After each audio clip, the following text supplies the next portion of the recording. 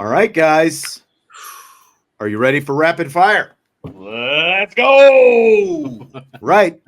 I'm going to hit you. I don't know who wants this first one. Show of hands, who wants the first one? Who wants to go first? You want them all? Okay. Who has more on the line this week? Marcus Freeman or Riley Leonard? Marcus Freeman.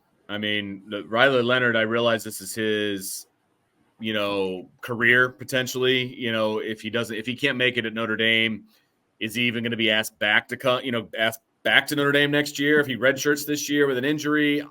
I don't know.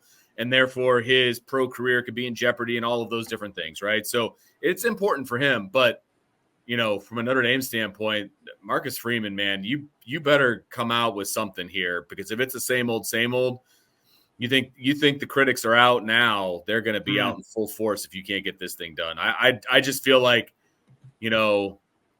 Riley Leonard's playing career had an ending at some point. You can coach into your 70s, okay?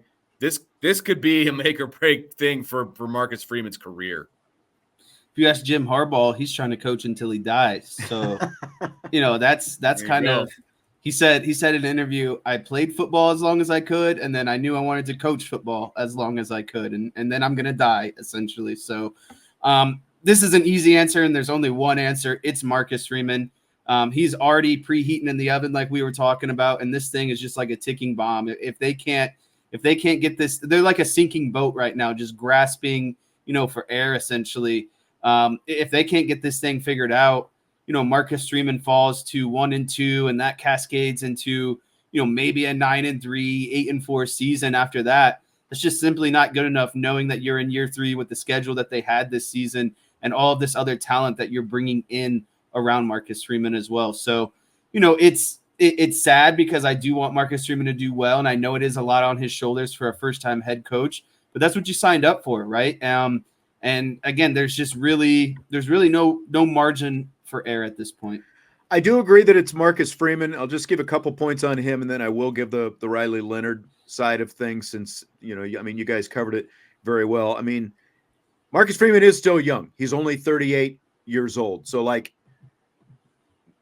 he'll have a chance to, at the very least, go be a defensive coordinator for somebody if he does end up getting fired here. But when you look at how things have worked out for other Notre Dame head coaches after they have been dismissed, whether it's Bob Davie, Tyrone Willingham, Charlie Weiss, things didn't work out for any of those guys after they were fired by Notre Dame. So just from a pure head coaching perspective there, it's all on the line, I think, for Marcus Freeman. Again, I think he can go on, and, even if it's just being a defensive coordinator someplace, I think he'll be fine from that perspective. Again, I'm going to give the Riley Leonard side of things, because, if Riley Leonard has a horrible game and he ends up getting benched in this game, it could literally be the end of his football career. And, the kid is 20 years old, 21 years old, whatever he is right now. So, again, Marcus Freeman is going to go on and keep coaching in some aspect, most likely someplace, even if it's just being a defensive coordinator. But for Riley Leonard, you get benched in this game, there's probably no return at any point this season. And you were a hired gun. You were 1 year. You were a guy who was, in your NFL prospects, and all these different things are riding on how this season goes for Riley Leonard. So, again, you tank it, you get benched. That could very well be the end of the football career of Riley Leonard. Again, I do still think Marcus Freeman has more on the line, but yeah, you're right. Has a lot as well. Could be the beginning of the end for Riley Leonard too. Yep. Fill in the blank. It's blank that Notre Dame is one of 5 FBS teams without a touchdown pass so far this season. It is absolutely unacceptable. You are the University of Notre Dame. You are, held to really a higher standard of, in this sort of blue blood conversation. And so to be one of only 1 in 5 teams to not have a passing touchdown, it's just simply unacceptable. I don't care, if Riley Leonard is a dual threat quarterback and he's better with his legs and whatever. You had to find a way to get a passing touchdown against NIU last week. I can maybe should have had at least 2 against NIU. Yeah, I can maybe understand Texas A&M because of the game plan and needing to get the ball out quick and how good that defense was. Sure. But it's completely unacceptable in my opinion. Embarrassing was the word I was looking at. I mean, with the teams that they're lumped in with and not having thrown a touchdown pass, it's embarrassing, man. Like, you got to do better. Got to be better. Well, it's embarrassing. Air Force is one of the other 4 that don't have one. Okay, you can take it because it's Air Force, right? Right. Option and all that different kind of stuff. Northwestern and Miami, Ohio are 2 of the others. And those 2 teams just played each other. If it wasn't last week, it was week 1. Those 2 teams have played each other, and they're on the list. And Western Michigan is the other. So think about that. Army and Navy, triple option teams, both have more touchdown passes than Notre Dame right now. Completely unacceptable. It is completely. I just saw Vince's heart sink there a little bit. Completely unacceptable. That has got to change. That has got to change. It's got to change fast. So which are you more confident in this week? The Irish get their first touchdown pass of the season, or they complete their first pass of more than 20 yards downfield? So question, does it have to be airtime 20 yards? Like, does a 10-yard catch that goes for 10 more yards, like yards after catch, or does it have to be airtime of 20 yards? I had a feeling this might come up, and I didn't give it that much thought. Honestly, I thought it might be Vince who asked the question. Do you want to give a ruling on this, Vince? What are your thoughts? Does it matter if it's airtime, or can it be catch and run? Doesn't matter to me at all. Let's go catch and 20 run. yards or more. Yeah. Okay, if it's catch and run, I'd like to say both in this answer. But I'll say the passing touchdown, because I think it's such a point of emphasis. And everyone, it's on everyone's mind. I think you have to find a way to get Riley Leonard. Again, he needs to see someone catch a touchdown as well. It goes kind of, both ways, I think, right now. So I'm going to say both, but if I had to pick between one or the other, I'd go with passing touchdown. I'm fairly confident in the passing touchdown one as well. I think they're going to finally get off the schneid on the passing touchdown. So, yep, that's what I'm going to take passing touchdown. Passing touchdown is my answer, but I think both are going to happen on the same play. If they do what we've been saying that they should be able to do, Jeremiyah Love takes a little screen pass and houses that thing for like 30, 40 plus yards. That's what I'm going with. I like it. I'm down. All right. I'll take whatever touchdown they can muster, but that'd be great. Tell you what. It doesn't matter pass how, is right? going to happen this week. So, back to the quarterbacks. If they go to Steve Angeli this week, scale of 1 to 10, what's your confidence he would make a difference? Like a 1.5. I mean, I was going to go negative numbers, but I don't want to be that guy. I just don't think there. Like I said, there is nothing that Steve Angeli can do that Riley Leonard can't do. He's not going to make a difference. I'd go a 2 out of 10, maybe a 3 out of 10. It's definitely less than a 50-50 toss-up. But like Vince said, like these coaches, no matter what style of offense they want to play, or they have this vision for, Riley Leonard is still better at it than Steve Angeli, because he would be in if that wasn't the case. Right. And these guys see them every single practice. Like, they're not just trying to purposely sabotage themselves by putting a lesser of a quarterback on the field at the end of the day. So if Riley Leonard can't get it done, then what's to say a quarterback that's less talented and has less confidence is just going to come in and just sweep things in a different direction. So I'm a 2 or 3 out of 10. I think they think that Riley Leonard is the better quarterback for the offense they allegedly want to run. But again, we haven't seen that so far. And I go back to my point that I was making earlier in the show. Riley Leonard's not even willing to take the checkdowns right now and just make those easy passes. That's why, as we've talked about, just hit him some screen passes. Just get him something to get his confidence going early. My answer to this is a 4. I honestly don't think it would be any worse than what Angeli did against Oregon State in the Sun Bowl. Purdue's defense might be slightly better than that, but What did they do in that game? They ran the freaking football. They didn't put all the pressure on the quarterback. That's what they need to do anyways. We talked about earlier in the show. They need to get Price and Love involved. Those are their two best offensive players and their two most explosive offensive players, and they've got to get them. They've got to be a bigger part of the game plan, no matter who the quarterback is. But my confidence in Angeli, I'd put it at a 4, so just a little bit higher than you guys. You're the most confident one here. Good. Proud of you. Scale of 1 to 10. I never thought that would happen, by the way. Like my scale of 1 to 10. How confident are you Leonard will be the only Notre Dame quarterback to play against Purdue? Barring injury, 10 out of 10. If he's a healthy Riley Leonard, then he's playing the entire injury game. Factors into this, though. You have to factor in, we did see him get hurt last week. So everything considered, what's your confidence? 7 out of 10. I give him a 70% chance of finishing this game. Okay. If injury is considered. I'm going the complete other direction. I'm going to say it. 1. Wow. This is a glass half full approach because I think 1 is glass half full. Yes. Not listen. Okay. Because they're going to be winning by so much, they're going to bring in Angeli. Wow. That really is glass half full. Yes. Man. And I also think they're going to get him out as soon as they possibly can. It won't be like a normal, like a 4-touchdown lead or anything like that, but they'll have a lead that they think with the way their defense is going to play because comfortable enough. Yeah. They're like, hey, let's get him the hell out of there because we do want to keep him upright this season. So I think they're gonna pull him quicker when they have a lead to make sure he doesn't get hurt. Man, I can't wait for this prediction now. Prediction. I'm in Jesse's range because I don't think this is going to be a blowout game at all. Like after what indication is there that the offense is just going to make that kind of leap?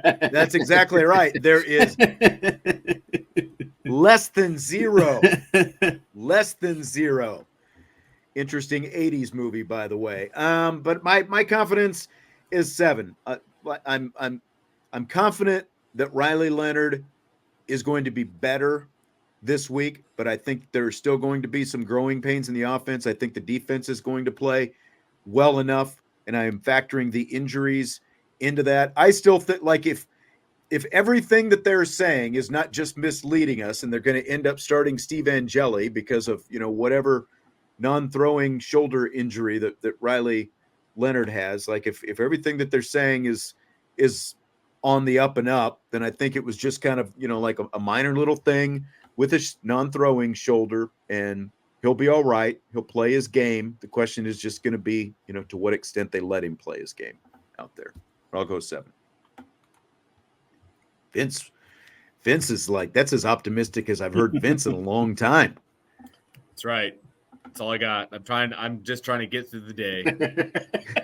This game is Notre Dame Purdue, of course. So fill in the blank. If Notre Dame was going to schedule a Big Ten opponent to play regularly, like annually, or it doesn't even have to be annually, regularly, it should be blank. Should be Penn State. I had to get it out there. It should be Penn State. Wow. We've gone through the Purdue cycle. We've gone through the Michigan State cycle. Give me Penn State. I think it's 2 relatively equal programs over the last 2 decades, right? You could say both teams are solid, but haven't done enough to win the big ones, right? Like that's the biggest knock on James Franklin as a head coach is winning the Ohio State, the Michigan, the New Year's Six bowl games. That's kind of more, to me, why I like this matchup, because they're 2 equally, 2 equal opponents. They're relatively close in geography. And I think it's something new. And I think you could introduce kind of a new tradition, essentially. Penn State doesn't even belong in the Big Ten, so they're out. What team does belong in the Big Ten? Well, actually? Fair. That's fair. I mean, the number is growing, obviously. Mm-hmm. They were the first team, I think, that came in when they originally, expanded. It's like, really? And Notre Dame was playing them fairly regularly up till that point. And then they joined the Big Ten. They're like, well, yeah, nope, not playing you anymore. Yep. I think this is a 2-part answer for me. I think it's a split between Purdue and Michigan State. Those are the two that I would like them to see kind of go back and forth. Maybe, 2-2-2-2, something along those lines. Those are the two teams that I'd like them to see. Jesse and I were talking actually yesterday that it seems like there's a simple way to do it. You play a home and home with Michigan State. You play a home and home with Purdue.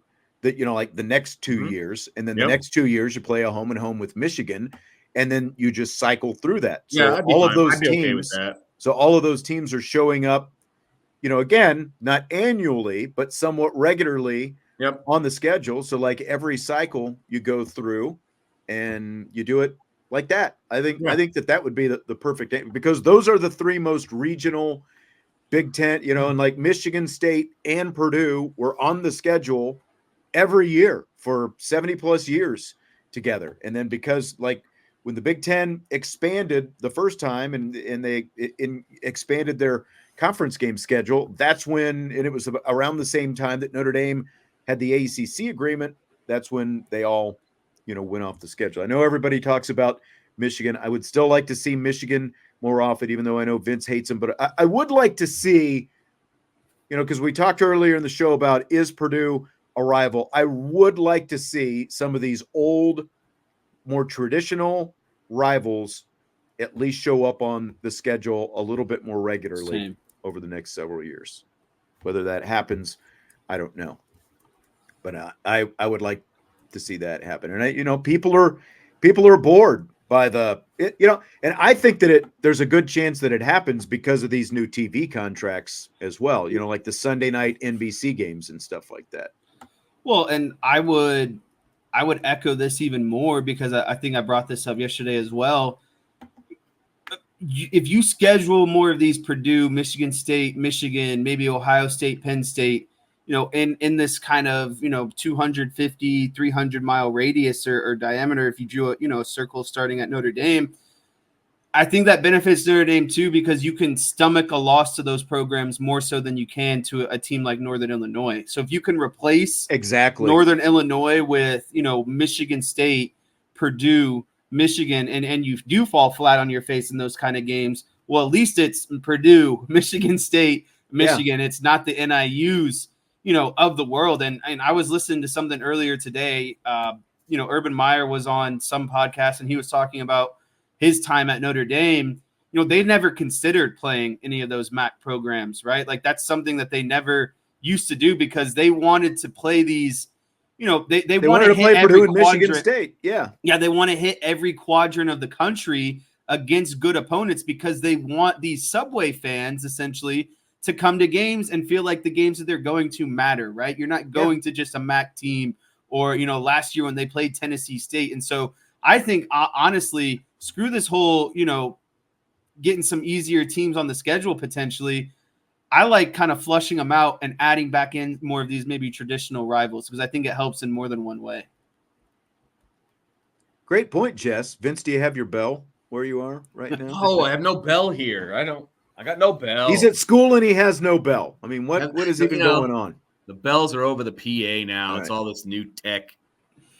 I like that. I mean, that's a great thought. I like that. You're absolutely right. And then, the fact that you're playing two MAC teams this year and you lose to the first one. And then, of course, you've got two service academies coming up later this season as well. I mean, we all know what this schedule is, and it just makes it even harder to stomach when you lose a game like that last week, especially when it's a home game, obviously. Some interesting game props this week. Jeremiyah Love has an over-under of 76.5 rushing yards. I want to do the props a little differently this week, and we're not just going to go over-under. I'm going to throw some questions at you. Whoa. Does he have to go over if the Irish have a chance to win this game against the Boilermakers? Yes. No.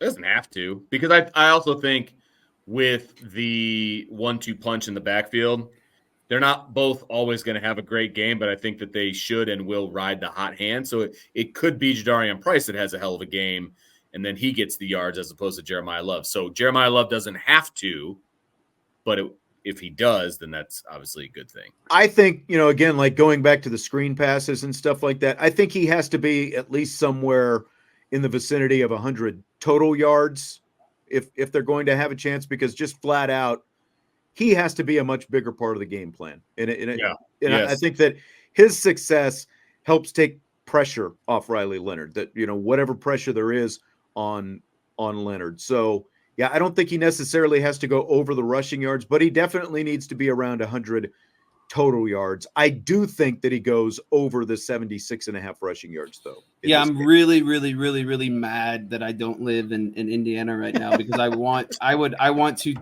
put a large sum this on week's him going version over. of Jesse's. I really wish I could put individual player prop bets on this game. No, but he had 79 last week and didn't really play the second half. And I think in a game where there's going to be a concerted effort to be like, you know what? Our running back's our best player on offense right now. Let's find him, a way to get close to 100 yards. Let me throw, that question back at you a little bit then. Over under 1.5 receptions for Jeremiyah Love on the game. He has 3 through 2 games. So that is the perfect over under right there.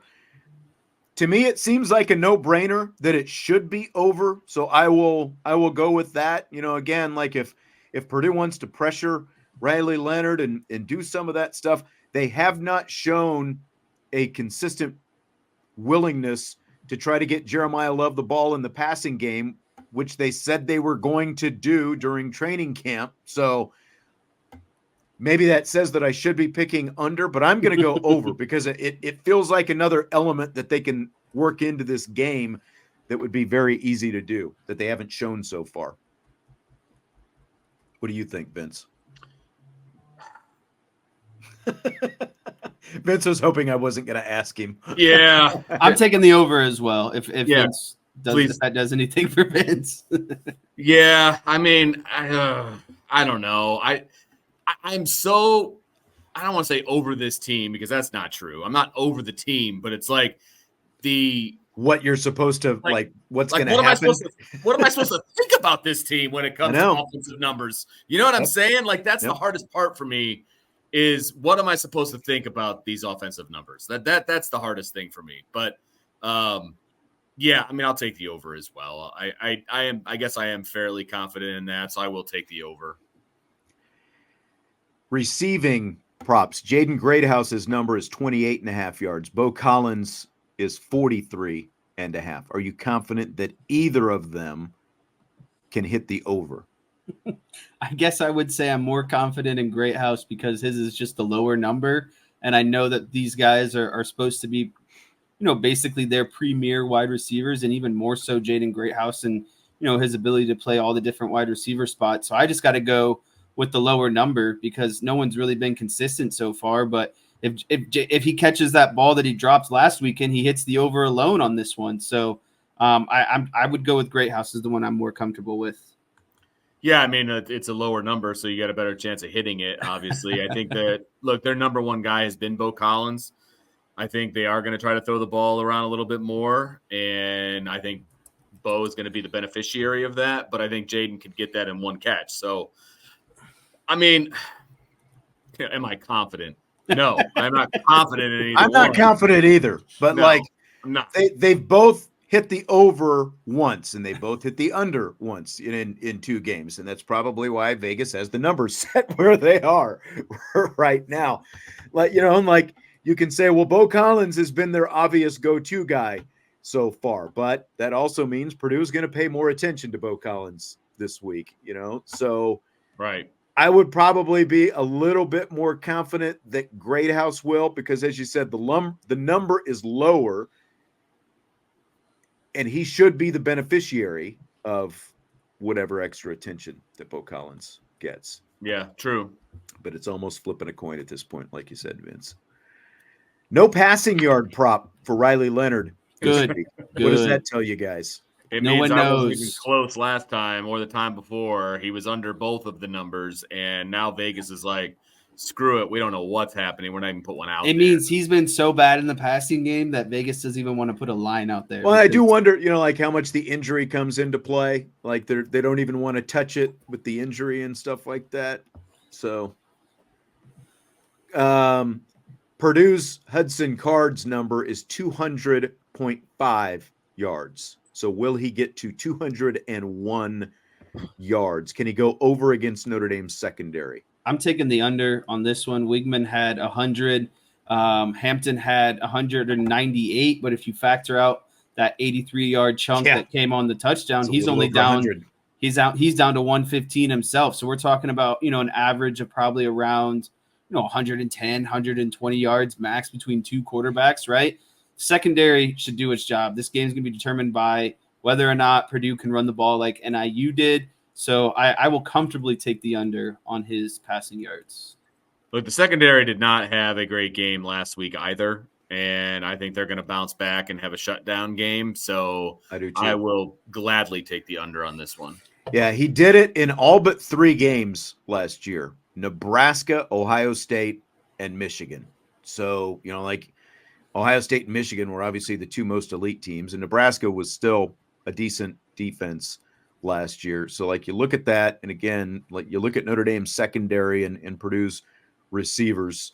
The only way he's going to get it is if you have some big fluke play like NIU had last week, and I don't think that that's going to happen this week. I don't think there's any way that Mike Mickens and Al Golden let that kind of repeat performance happen. So I'm going to go under for Card as well. All right, game prediction time. Notre Dame, 9.5-point favorite. The over-under is 47.5 points. It does seem like a generous amount of points to me for this game. I don't know what you guys think. Jesse, do you want to go first with your prediction? No, because I'm still doing numbers in my head right now. All right. Well, I had to submit mine, so I have to stick with kind of what I said. So I'm going to stick with it. I still think Notre Dame can and should and will win this game. I just have no idea at this point how it's going to play out. And anybody that says they do is lying to you. They have no idea how this is going to play out. Okay, based on what we've seen the first 2 weeks. So for me, I would say Notre Dame 24, Purdue 10. Well under the total points. Okay. I guess I would take, based on my prediction, I guess I would take Notre Dame minus the 9.5. They should win this game comfortably. They should. And I hope that they will. So that's the way that I'm going with this. They should score more than 24, but I just don't know. So 24-10, that's what I've got. Are you ready, Jess? No, I want yours. Okay, so I've got a low-scoring game as well. 24-16 is my final, so that is 40 total points. So, again, I'm under the point total of 47.5, and I also would be taking Purdue plus 9.5 in that department. I like you, Vince, just from a pure talent standpoint, this shouldn't be that close, but we haven't seen any evidence that Notre Dame is going to be the offensive juggernaut that we thought they were going to be coming into the season. Right. A heavy dose of those running backs, as we've talked about all game. Love and Price should go a long way, and maybe that turns into something different. And again, like Notre Dame's defense, the better defense of the 2 units, but we didn't see them force turnovers last week either against Northern Illinois. So I think that we'll see at least some progress in the offense, but anyone looking for some dramatic turnaround from last week to this week, you probably shouldn't even watch the game. I'll just tell you that. Like, again, I think it'll look better, but if it looks better, it's going to be mostly because of Price and Love, I think. Those are the 2 guys who've got to see the ball more. And even if there is an offensive explosion, that changes nothing. Honestly, unless there's a very clear difference in philosophy, that it means nothing. It means nothing. Let's see what they do next week. Let's see what they do the week after that. So they just need to get a friggin' W. That's what they need. That's it. So my original score was going to be Notre Dame 24, Purdue 13. Okay. But after consideration, I've thought about 2 things. One, this defense is going to be pissed off, and they've only given up, in my opinion, they've given up 1 touchdown in both games. I love pissed off Al Golden. Just so everyone is aware. That's what I mean. Pissed off Al Golden. Al Golden is on the record. Is pissed off this week. Be as surly as you want to be, Al. I love it. I think this defense is going to play fired up. And I think there's going to be a chip on their shoulder for an already really talented team. And again, gave up 1 touchdown to Texas A&M, 1 touchdown to NIU. I think the NIU touchdown was fluky. I don't think they give up a touchdown this game. My final score, Notre Dame 30, Purdue 6. 30-6. Wow. Okay. Man. We were sailing those boats right into the end zone. Convoy of shiny gold helmets. I think, but it goes back to this is not accomplished unless Notre Dame makes a concerted effort to get Jadarian Price and Jeremiyah Love the ball on offense in both the running game and the passing game. Because I think they can set up field goals, they can get touchdowns, they can do it all. I think these running backs can shoulder the weight. And if that's the game plan going into this week, I think that you can see a Notre Dame getting 3 offensive touchdowns, 3 field goals. That's how I'm getting to 30. And again, I just think this defense is just going to be so fired up on the road, and I don't think they're going to give up a touchdown. I'm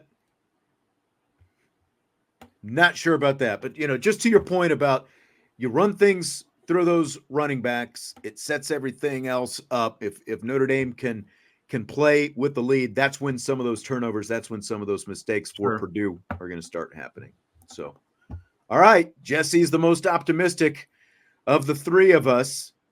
He's got Notre Dame covering and not quite going over the point. So everyone's under the 47.5. Again, 47.5 is a lot of points. Have you guys not watched these 2 teams? Are they basing that off Purdue beating Indiana State 49-0 2 weeks ago?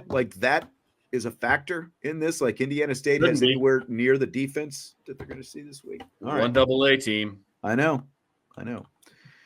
All right. Well, that's going to do it for today. Have a great weekend. Hopefully everyone enjoys the game. Stay sane. Vince and the crew will have the post-game show afterwards. And of course, we will talk to you next week with a full slate, hopefully a more joyous week next week than this week. Even though this was a quick week, this week flew by. I don't know about it but we're going to try not to break records for the longest post game show ever, if possible.